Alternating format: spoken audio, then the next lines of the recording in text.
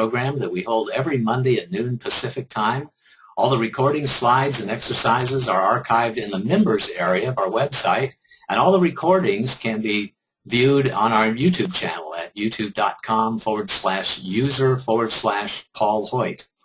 The reasons I do these office hours presentation is because I know that being a successful small business owner can be a great experience, but I also know that it's tough, that you need education, training, tools, and team in order to be successful, and I want you to get to know me. Because when you get to know me, you'll realize that I really do care about you. First and most importantly, I do care about you, and I want you to succeed in every area of your life, whatever that means to you. I want you to find the greatness, the happiness, the divinity that you have within yourself, and then remember it, embrace it, and live it every day as I do. My passion is to increase the survival rate, accelerate the growth rate, and reduce the struggle rate of businesses in America. And my vision is to help millions of CEOs and entrepreneurs accelerate their business growth and enjoy greater harmony and balance in their lives. I want them to grow and thrive and blast past just surviving. And you can help by passing this word out to others. If there's anyone that you know that has a small business for themselves, you might just invite them and say, hey, go check out some of these recordings. This is office hours number 64, so there's bound to be a subject of interest and of value to anyone you know who's thinking about starting a small business or who has a small business of their own. Our agenda is typically an in-depth discussion of a business success principle with closing remarks, special offers, an invitation for next week's session, and then open questions and answers and coaching. Today, this is all questions and answers and live coaching, so we don't have a specific subject in mind. During the call, I invite you to join us in the Brilliant Business Groups on Facebook and LinkedIn. On Facebook, you just go in the search bar and type in Brilliant Business, and it'll come up, or you can see this link and use the link at https://www.facebook.com/groups/Brilliant Business. We made it a little bit easier for the LinkedIn group. It's https://bit.ly/Brilliant Business Group. And we did find out that that is case sensitive. So you have to make sure if you're clicking on the link or you're typing in the link for the LinkedIn group to make sure that you type Brilliant Business Group with no capitals. Also invite you to join us in those groups where we post the business success principle of the day 4 or 5 times a week in both Facebook and LinkedIn to stimulate discussions. And I do an energy of the day posting on Facebook every morning, and I also post it on my blog at the paulhoyt.com website. So every morning I get up and find my energy of the day, my word of the day, and write a little inspirational or motivational message related to that word and share it with people, just so I can start my day with some positive energy and help other people start their day with some positive energy as well. In those groups, you can make comments, ask questions, and share insight, and let us know what actions you're going to take and what insights you have gained. And if you haven't done so already, I invite you to like my business group, my business page on Facebook. Today's topic is live group coaching. So we're going to take your questions and your discussion topics and answer them live on the call, just to kind of jog your memory a little bit or to stimulate some ideas. I typically talk a lot about the key performance areas of business because one of my distinctions is that we have some expertise, I would say even excellence, in all areas of business, in leadership, sales, and service and delivery, in marketing and product development, and operations and administration and financial management. And one of my key messages to entrepreneurs everywhere out there is that you really do have to be competent in all of these areas of business in order to have a smooth running machine, in order to have a business that you're not struggling with. So think about having at least competence and shoot for excellence in every one of these areas of business. And if you have any questions about what it means to be excellent in these areas of business, or you're facing a particular challenge or an obstacle, well, then you can ask a question about that or invite me to talk about it just a little bit in today's call. In the last 4 office hours presentations we have done since the last group coaching call. We talked about the vital signs of business. We talked about the book E-Myth Revisited. We talked about turning your business around in office hours number 62, and last week in number 63, we talked about planning your exit. Just to jog your memory again, when we talked about the vital signs of business, we talked about how important it was for you to work with a consultant who actually asked you the right questions. When you go to the doctor, you expect the doctor to ask you questions, or at least, take your vital signs. What is your height? What is your heart rate? What is your weight and your blood pressure? And how does that compare to where you were the last time you visited the doctor? They'll ask you what your age is, generally what's your energy level. Are you sleeping well? Or you find yourself, having a lot of energy throughout the day? And they'll ask you even some intimate questions about family relationships and other things about your life. Likewise, when you go to a consultant, I think it's very important for that consultant to really take care, to really focus on the health of your entire business and the health of your entire being. So you expect them to ask questions about how your revenues and cash flow are going, and what's your debt load and your overhead rates, and what's your stress level in business, and how long have you been in business, and what stage or phase or class of business are you in? What resources do you have at your disposal, and who's on your team, in order to really properly give you good advice. And I think one of the primary messages from that office hours session is if you're going to a small business consultant to look for help in your business and they're not asking these questions, then they're really just trying to sell you their valuable product and service. And that's okay. That could be exactly their job, just to sell you what they have, to see if you believe that that's the next piece in the puzzle for you. But then it's up to you to make sure that you understand that that's what they're doing. They're really not looking out for your long-term interests. They're really not interested in your overall health as much as they are wanting to be a part of your solution. When we talked about the E-Myth Revisited, we talked about some of Michael Gerber's key points from that book. One was the fatal assumption, which is exactly in tune with the message that I give people about how many people go into business believing that because they are experts at what they do, that they will find business to be easy. And with the messages of the key performance areas, I take it a little bit further than Michael Gerber does. I say that you have to be competent and even excellent in all of the different areas of business. If you think that your excellence in the delivery area of business alone will enable you to have a thriving business, then you've got some learning to do, that you'll be sorely surprised that that's not true. He also talked about entrepreneurial seizures and why people go into business. I talked about how I really don't believe in the entrepreneurial seizure. I think it's more like a seed that's planted and nurtured over time. And he talked about the 3 personalities of business, the entrepreneur, the manager, and the technician, which I agree with, but I think there's a lot of different ways of categorizing those personalities of business too. In this office hours session on turning your business around, we talked about when do you need to turn it around and the causes of collapse, and then what to do when you find yourself in turnaround mode, what to focus on when it comes to getting back to a profitable status with your business.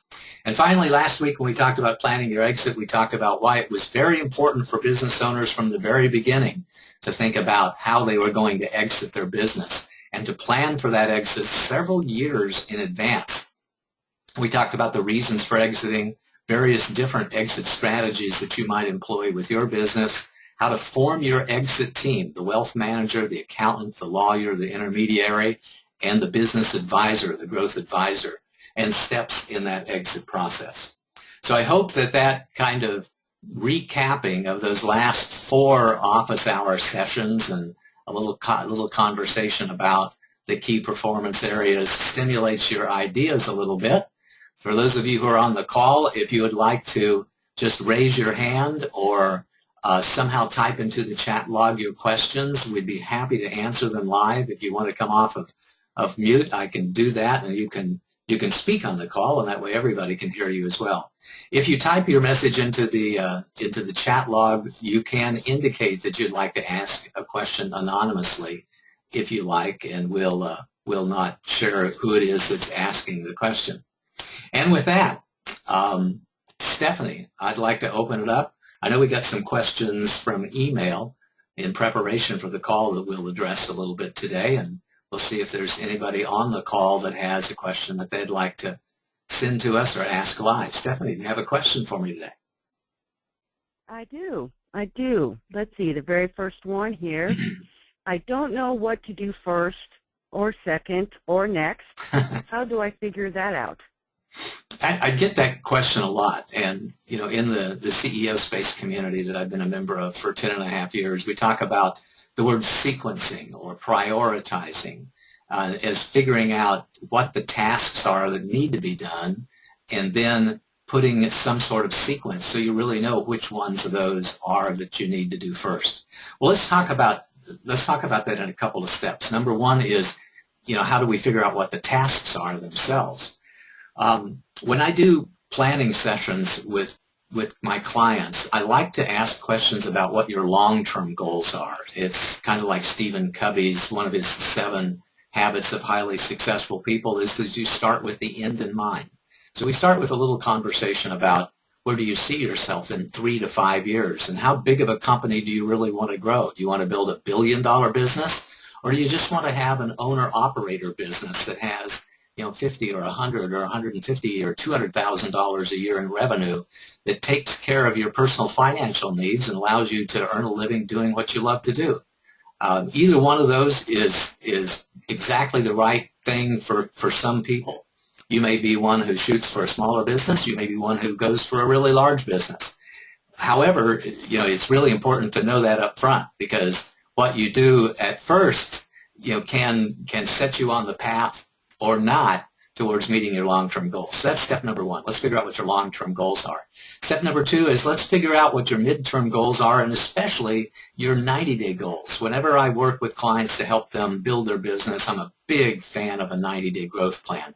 Any of you that have worked with me, and many of you on the call and listening to the recordings have, you know that I am a big fan of 90-day growth plans, and we figure out what your top 3 to 5 goals are for the next 90 days to make great progress in your business. Then we figure out what you need to do in month 1 and month 2 and month 3 in order to be successful achieving those goals, and that gives us the task list.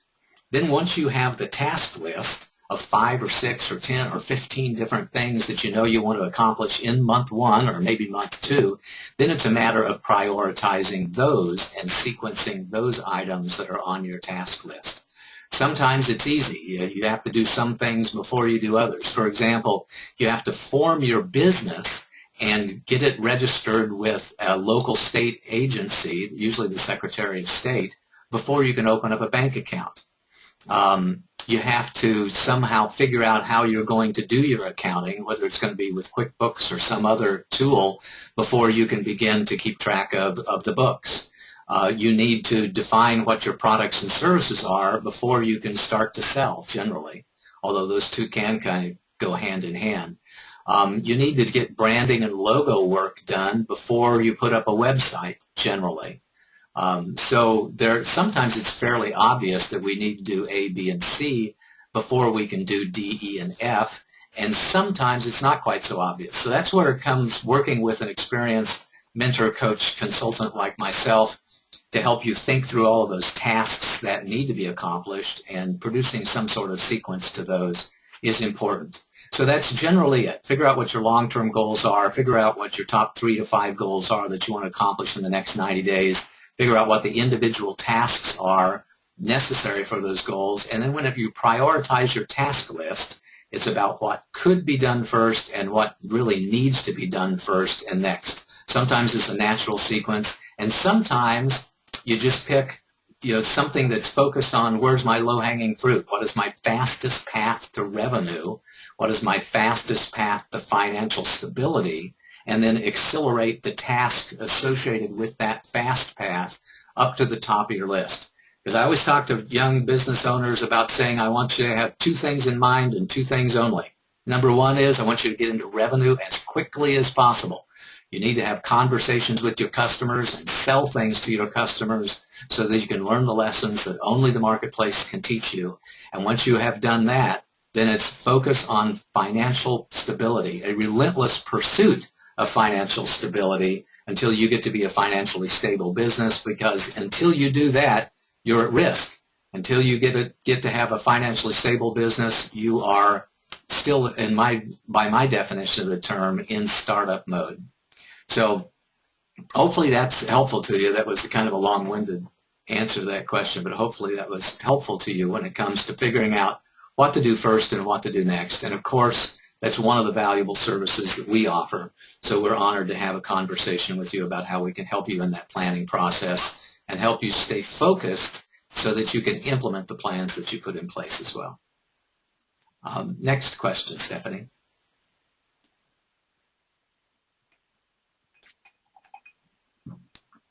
If you are talking, we cannot hear you. Okay. There you are. I just talking to myself here. I signed up for an expensive program, and now I don't think it's the right fit for me. Do you have any advice? What should I do? A couple of things. Number one, to anybody who hasn't signed up for an expensive program first, I recommend that you don't do that. I'm not a big fan of a $10,000, $30,000, $60,000 program, and there are some of them out there for beginning CEOs. Generally, it really depends on the resources that you have available as to whether or not that expensive program is the right thing to do. And I'll only take back a little bit about what I said. There are people out there who have the $20,000, $30,000, $50,000 programs, and if you've got $1 million in the bank or $500,000 in the bank, and you want to make a strong commitment towards this business that you want to begin, then maybe it is exactly the perfect thing for you. But many people who go into business don't have a nest egg of a few $100,000.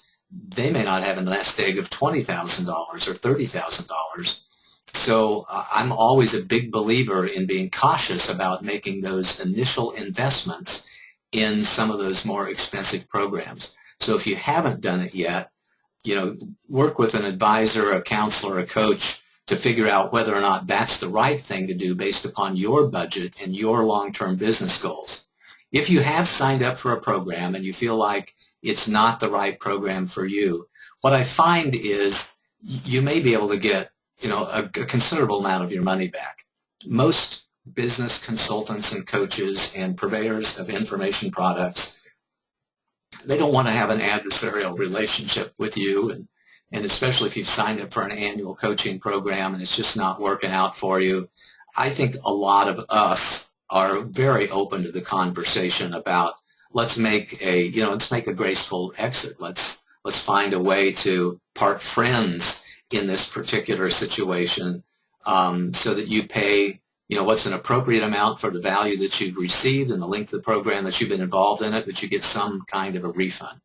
And most people will give you that refund. There is an exception to that, and that is if you bought an information product and you've already consumed the information product, or you've had access to the entire information product.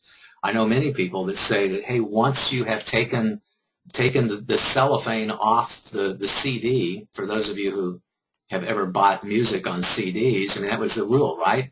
If you took it out of the wrapper, you bought it. You could not return it because you probably have gotten the value out of it. You took it out of the wrapper, you could put it into a CD player, you could copy it off to a tape, or copy it off to another CD and make a copy of it. So it didn't make sense for people to give refunds when you've already consumed the intellectual property. I have a good friend that is exactly that way. She doesn't offer refunds because her program is, once you sign up for it online, you've got access to the whole thing. You can download all of the exercises. You can download all of the audio versions of the programs. You can download anything and everything that you want. So once you sign up for her program, you've signed up for the program, and no refunds are allowed. So be cautious of that. If it's an ongoing services thing, where you're meeting once a month for the next 12 months and you get a couple of months into it and it turns out to be something that it's just not working out for you, I find that most consultants and coaches are willing to have a graceful exit to the relationship with the hope that when you're ready, you'll come back in and purchase something else for them, but at least you'll speak well of them. But if it's an information product and you've torn the cellophane off the CD, so to speak, then, the odds are that you've consumed, a goodly portion of the product or all of the product, and perhaps a refund is not in order in those particular cases. And in those cases, I encourage you to make the best of it. To say, well, it might not have been the best decision, but it was my decision, and now I'm going to make the best of it. I'm going to listen to it. I'm going to study it. I'm going to try to get all the value that I possibly can out of it because I already paid for it. I hope that was helpful to you, but that's generally what I know about buying programs and getting refunds on programs, especially if they were very expensive programs out there. Stephanie, next question. How much should we research a new project before taking it on? And how do you gracefully reject an offer if it's not the right fit and present a better solution? So that is a great question. How much research do you do on a project before taking it on? A fair amount of research to where you realize that there's going to be, that the odds of you getting a return on your investment are substantial. So that kind of general advice applies to whether you're pursuing an opportunity from a sales point of view or a product development point of view, or somebody invites you to participate, in a partnership in a business in some way. If somebody's inviting you to, or if you have the opportunity to invest some of your time and your money in pursuing it, then it's really about risk and reward. So, when I talk about investors, I talk a lot about how they're interested in two things. They're interested in, number one, what is my probability of getting my principal back? And then number two, what is the probability of getting a substantial return on my investment? So if you value your time at, say, $200 an hour, and you look at this opportunity that somebody's presenting to you and they're saying, wow, they're presenting an opportunity for me to spend 10, 15, 20 hours, 50 hours, 100 hours, in pursuing this opportunity, then they're really presenting to me the opportunity to invest $1,000, $5,000, $10,000, $20,000 of my own valuable money time in this particular project. You got to ask yourself, what's the probability of this paying off, and will I get my return on my investment? Will I ever get that $1,000 or $5,000 worth of my time back? And if you think the probability is pretty good, then ask yourself question number two. What's the probability of me getting a massive return here?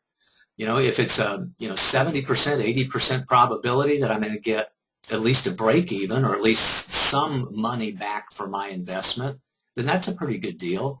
And if there's a probability of 20 or 30% or more that I'm going to get a substantial return on my investment of money time, then maybe that's exactly the right thing for you to do.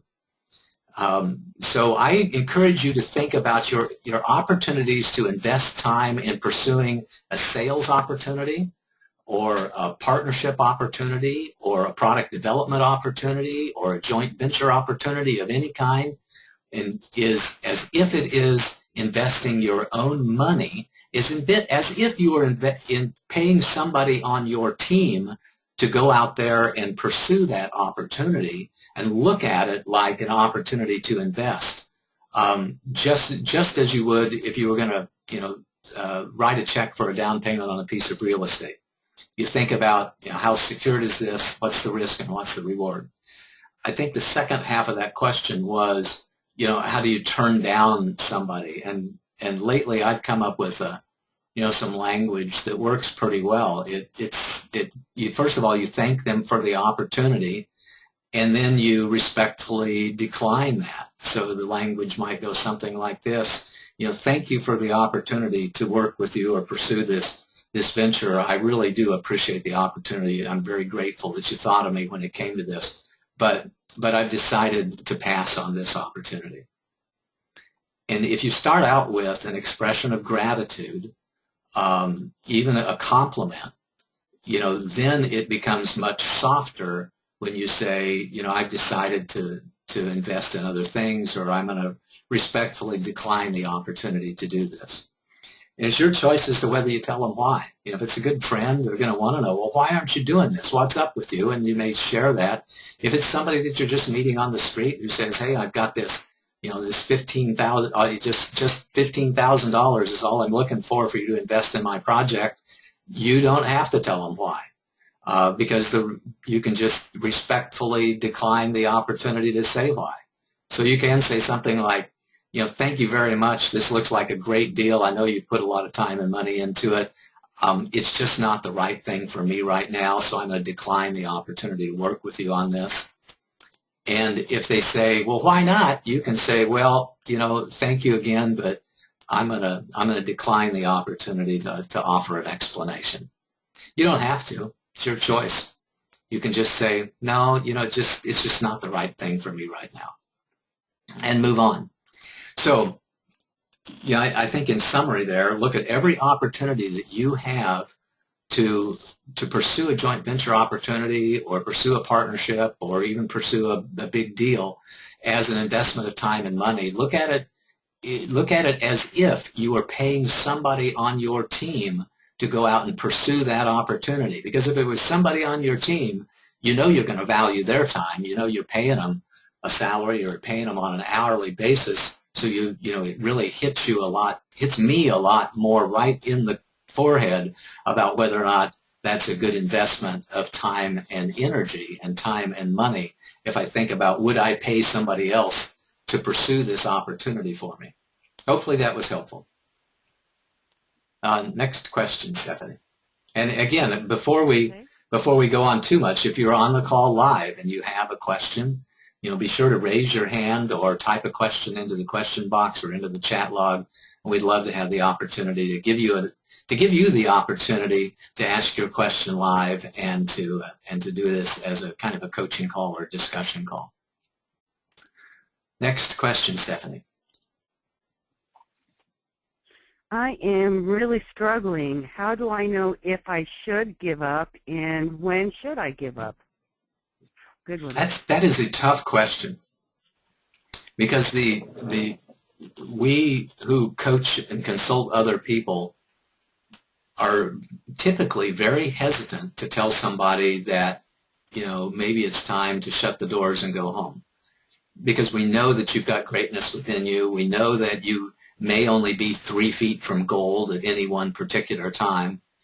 And there are people out there that would never, ever suggest to somebody else that they take a break or just quit this particular venture. I'm not one of those people. I have, in fact, you know, many times suggested to people that they pursue a different avenue for something because it just wasn't right for them, or the particular business opportunity that they had just, you know, didn't seem to be panning out. Let me give you a couple examples about when I have recommended to other people that they take some time out or step back, you know, entirely from that business model.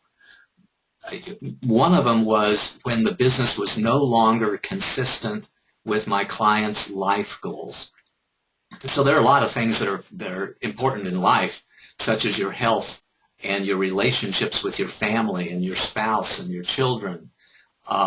You know, if you find yourself in a position in your business to where your relationships are really going downhill, or your health is really going downhill, it may be the right thing for you to do to put your health and to put your family relationships ahead of your business goals and dreams. It may be the right thing to do to shut the doors or to take a step back in some way. If you find that you've really given it a great shot and you've put all of your life savings in it, or way beyond your comfort level in life savings and retirement planning into a business, and there are other options for you, you may find that the best thing to do for your health and the best thing to do for your relationships is to either take a break or shut it down. And there are two different options. You can, just because it's not working out today doesn't mean it's never going to work out for you. Just because, you know, this particular business venture is not going as well as you would like for it to go doesn't mean that you can never be a CEO or an entrepreneur, but it may mean that a good thing for you to do is to go back and take a job or somehow explore some other venture while you're gaining the education and the experience necessary in order to be more successful the next time around. I did exactly that. I had a business from 1981 through 1985. I struggled because I didn't know much about marketing and sales at all. I made that fatal assumption that Michael Gerber talks about. I made the mistake that I talk to people about, in that I was excellent at what I did. I was a great computer programmer, systems analyst, value-added reseller, but I didn't have very much marketing and sales experience at all. And my lack of expertise, my lack of competency in the areas of marketing and sales was causing me to struggle a lot. When I looked around in 1985, I had a 4-year-old son and a 2-year-old son, and it just made sense for me to shut down that business and to go back into corporate America and work for other people while I was getting the skill set necessary to be a senior executive at or to have my own business when the time came. So I spent the next, 15 years, 16 years working for other people, learning a lot about sales and marketing and leadership and financial management and all kinds of things about business, so that when it was time for me to go back into business for myself in 2001, I was much better prepared than I was when I went into business for myself 20 years earlier in 1981. So, making a decision that I am struggling too much, that this is impacting my health, impacting my relationships. I've done a tremendous amount, and I put forth a really great effort, and it's time for me to go do something else, can be a great decision. I encourage you to make that decision after you have put in a supreme effort. If you've just kind of been dabbling in the business and you really haven't given it your best shot, then it's not very empowering to withdraw before you have given it your best shot. I had a client just last year ask me this very question of, should I check it in? And my answer to her was, have you given it your best shot? Have you made 20 phone calls a day for 3 or 4 days in a row or for weeks in a row? Have you really gotten out there to absolutely give it your best shot? Because if you decide to step back in some way, I want you to know for yourself that you gave it the best shot, or you gave it a really great shot, that you put incredible time and energy into that business venture, and you really gave it a great shot, but it just didn't work out.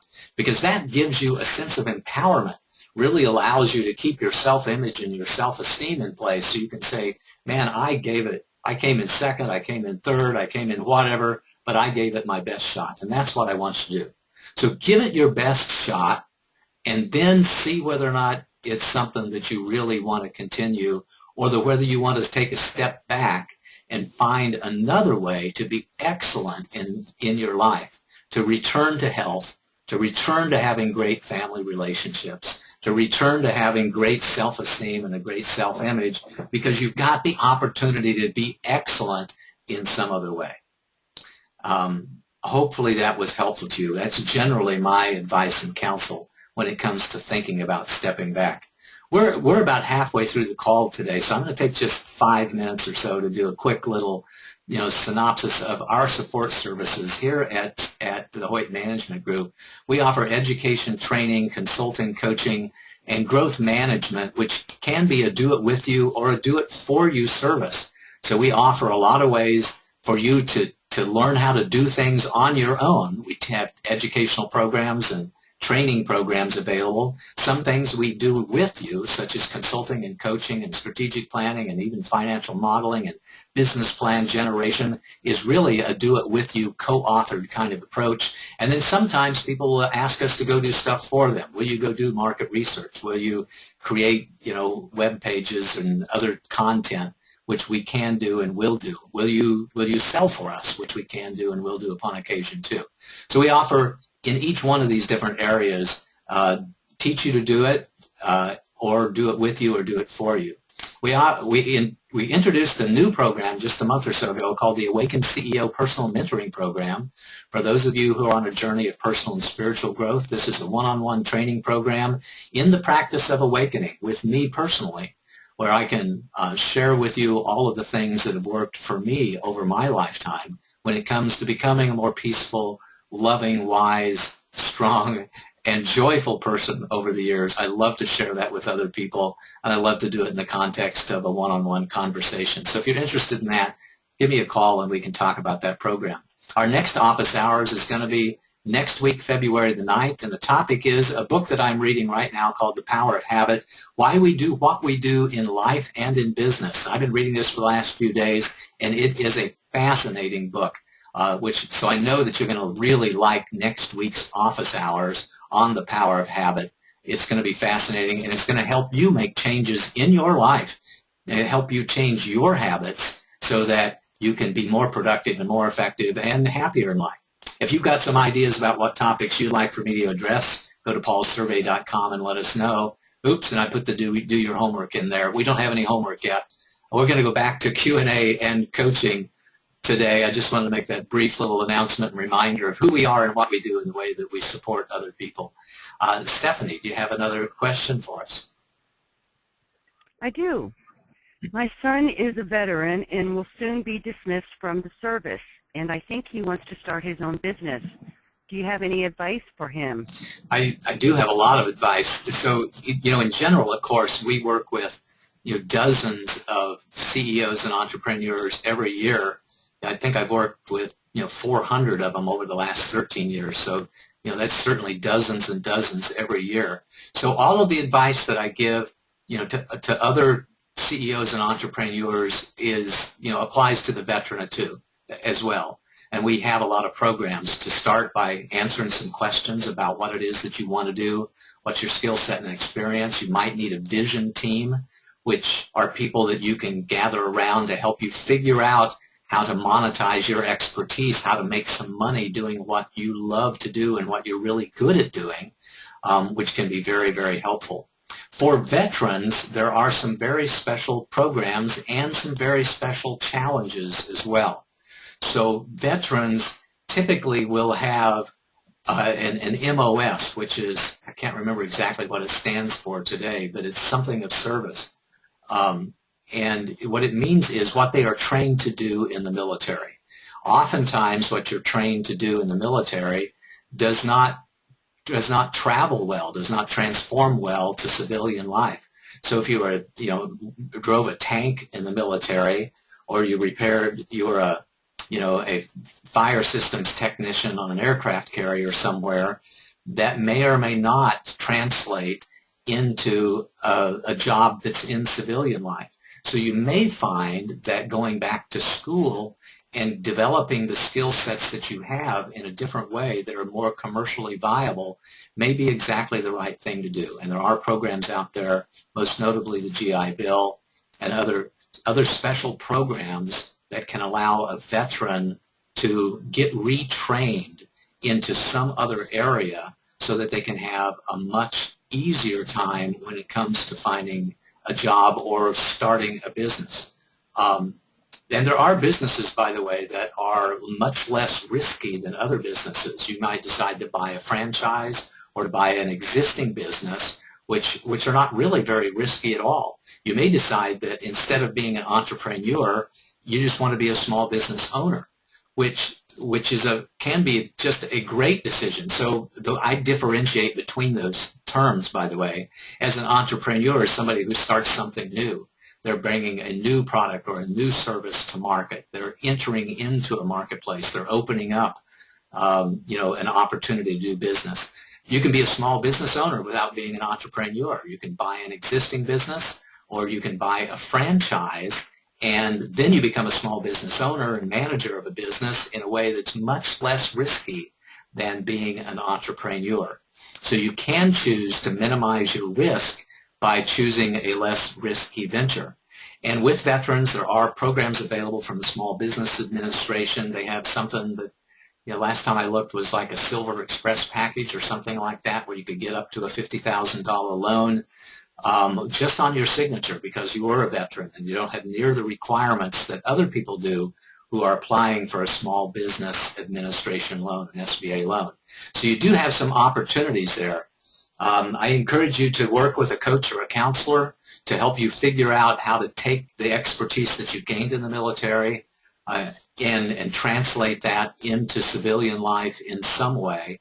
Get training if necessary. If you want to be a business owner but not necessarily an entrepreneur, you can consider buying a franchise or buying an existing business, and you'll find that you've got a lot of options available to you. One of the challenges I see that the people who get out of the service have that other people don't necessarily have is they're used to being told what to do.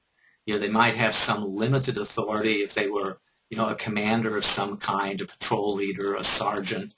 They've got limited authority with a small group, but the management style is a bit different. Out in civilian life, giving and taking of orders isn't near as common as it is in the military. You'll find that some people will ask you why, or you might not appreciate a Theory X management style, one that's really direct and says this is what it is that we want to do. You may find that it takes a different kind of collaborative style, and depending upon where you were in the military and the service that you had, you may not have enjoyed a collaborative style of decision making or a consensus style of decision making. It may have all been just we either give the order or we take the order, but we have limited discussion involved with that. So it can be a bit of a mindset shift. Some people getting out, I just want somebody to tell me what to do. I want somebody to tell me what to wear and when I'm going to eat and when I can take a break, and because that's the life that I'm used to and that's the one I'm most comfortable with. And if that's the way, if that's what you really want, then instead of going into business, maybe the right answer is to work for somebody else so that you can have that, so you can have that comfort level that you're used to from the service. So there's a lot of different options out there. Consider going to work for somebody else, consider getting new training, considering buying a business or buying a franchise.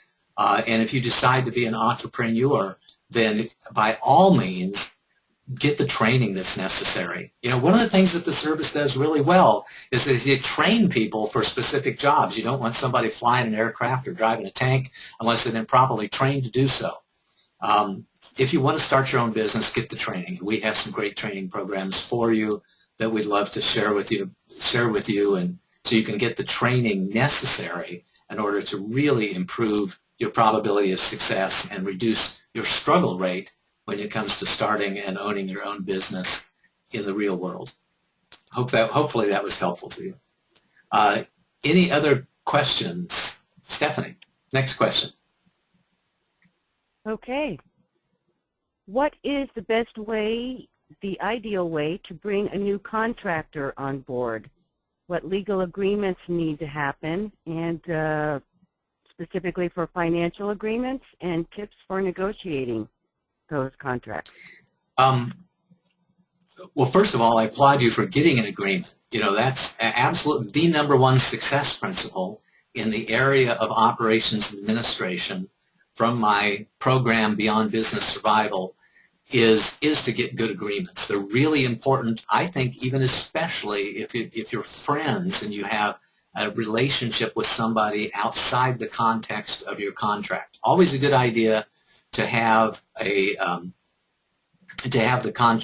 contract in place, but I think it's especially a good idea when you're friends. You talk through it so that there's no disagreements down the road about who is going to do what and who is going to get what.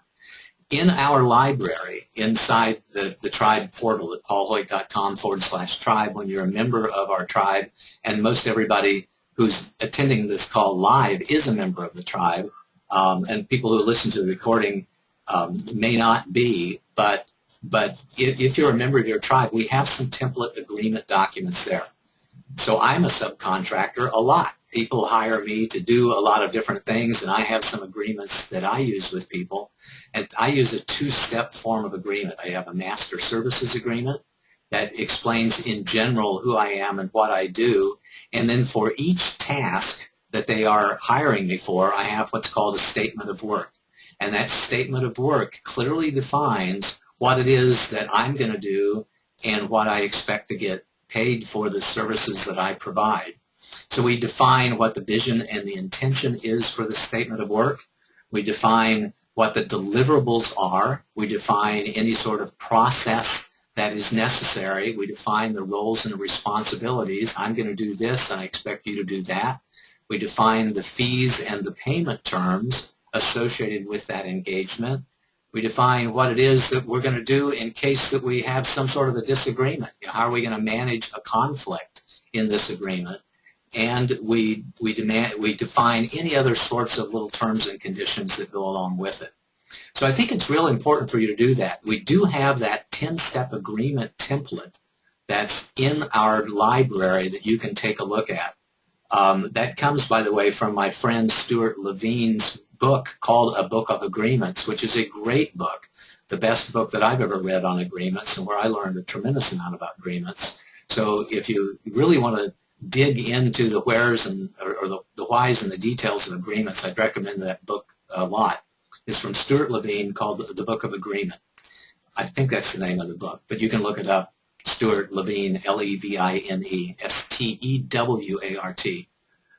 Great man, great book, teaches you a lot about the 10 most important things that you can include in any agreement. So those are the most important things. Somewhere in there should be some language about this being an independent contractor agreement, so that there's no implied equity or partnership. There's no implied payroll tax limitation, that each party is responsible for their own payroll taxes.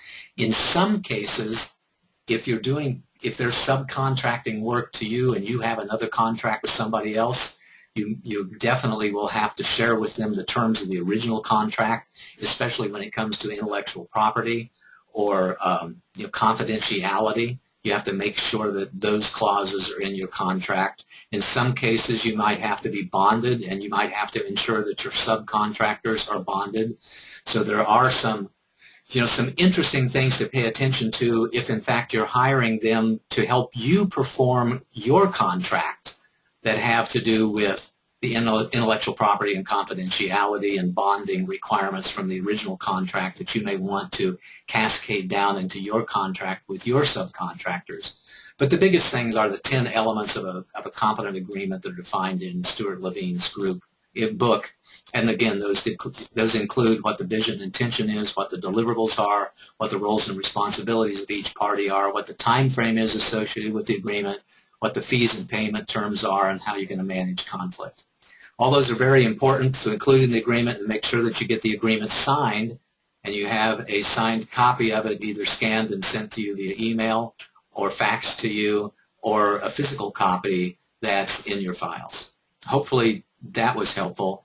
And because if you're on the call live, then certainly in the tribe I can point you to various agreement templates that may help you form your agreement template for your particular business. We got 12:52, so we have time for another question or two. Stephanie, any other questions? We do. Here's one. I want to become an internet celebrity. How do I do that? Oh, wow, that's a good one. I want to become an internet celebrity too, and we're working on it now for 2 years. So, when I started a couple of years ago, I think it was a lot easier than it is today. And if you started 4 years ago or 6 years ago, I think it was a lot easier than it was just a couple of years ago. But with the power of the internet and the power of people realizing that, hey, I could develop a global audience. Maybe I'll take off and I'll have 100,000 people buy my next book or my next offering, whatever that happens to be, and I can get 1 million people in my database so that I can monetize that relationship in a lot of different ways. There are a lot of people out there trying to become a recognized expert, an authority figure through digital means, through the internet.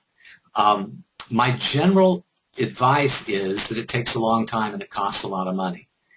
Generally speaking, I think it takes 2 to 3 years, and I think it costs $30,000 to $50,000 in order for you to develop your tribe and develop your offerings, because of the sophistication of your competition today. I mean, there are people out there who are making millions of dollars through their internet celebrity status, through their authority figure status, and they're taking that money and they're investing it back in their product development programs and in their marketing programs, and they're very, very good at what they do. So you are going to be compared with some people who are really super at what they do. And it takes a long time to do that. I found that in my own particular case, that magic happened for me about office hours number 50. After I'd been at it for over a year, people, all of a sudden I started to get some top of mind awareness with people, and people realized that, oh my goodness, he's been doing this for a year, and every one of these office hour sessions, you're talking about different stuff, and it really elevated me to that, I think, top of mind awareness, and gave me the brand recognition that I needed in my particular business. But think about it taking a long time, and thinking about it taking a long investment, and think about doing it right by learning from the masters, the Evan Pagans, the Bill Barons, the Dave Vandercheck. I think that's the guy's name. There's lots of people out there who are doing it right. Subscribe to their lists and see how they're doing so you can learn how to do it, but then be prepared to invest a lot of money. So the investment in marketing is a big part of it. The other part of it is really becoming an expert. You know, if you want to be known to be an expert, one of the greatest things that you can do on your behalf is to become an expert, to really be an expert. Because if you are an expert, then you're going to find it a lot easier to get the testimonials, to get the social proof, you know, to get those word-of-mouth referrals that are necessary in order for you to build up that expert status. So while you're focusing on branding and marketing and your website and your product funnel and your all of the different things that you need to do from a marketing standpoint to get your name out there and be recognized as a celebrity expert, as an authority figure, also think about really becoming an expert, about really, really being good at what you do, whether it be a coach or a consultant or a trainer of some kind. You know, be an expert, and you'll find it a lot easier for people to recognize your expertise and to share your expertise with other people. But it is a long road. It is a long road. It certainly has been for me over the last couple of years to become known in the industry and begin to really get my act together from a marketing standpoint and from a product development standpoint. It just takes a while. It's 12:57. I think we got time for one more question. If you have any other questions, or for those who are attending the call live, if you want to raise your hand or type something into the question box or the chat log, we'd be happy to take your question. Stephanie, you got time for one last question? Or do we have a last question? Yes, there's a couple here. They're mostly about sales. So let's look at this one here. I'm not sure if my sales system is as good as it could be. How can you help me with that?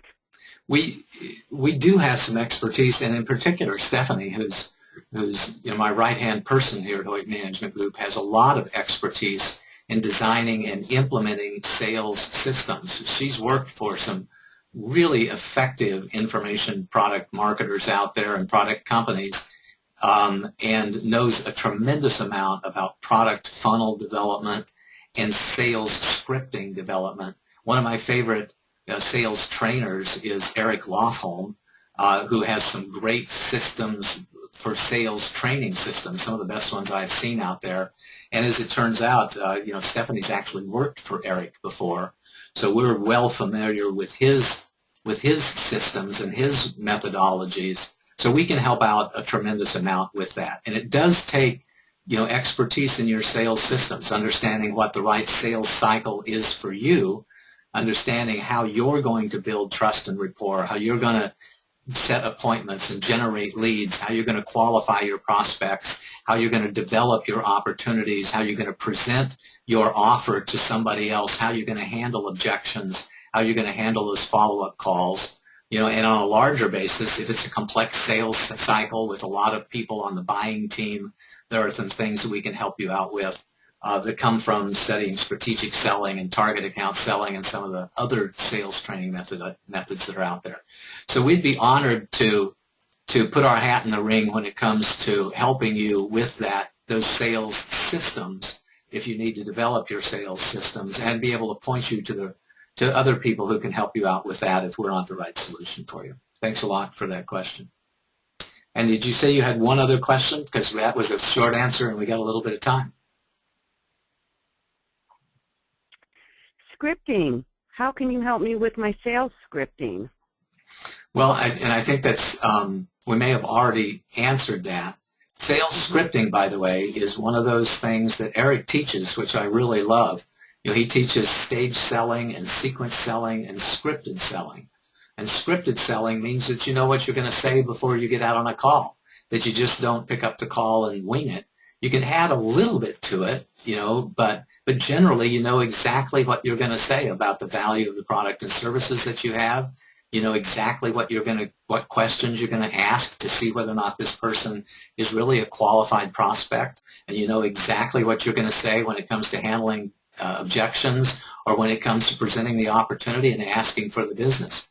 So, you know, again, Stephanie is an expert when it comes to sales scripting, and we can help you develop your sales scripts so you can be very, very comfortable when it comes time to ask questions of your prospects, to ask for the appointment, to ask for the business, and to handle objections that come in. Natural objections, kind of conversational kind of objections that come in when somebody's just not quite sure that they want to do business with you, but they could use a little extra encouragement.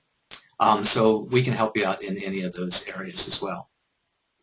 I have 1201 or 101 rather. Any other questions, or are we ready to call this coaching call good for the day, Stephanie? We're complete.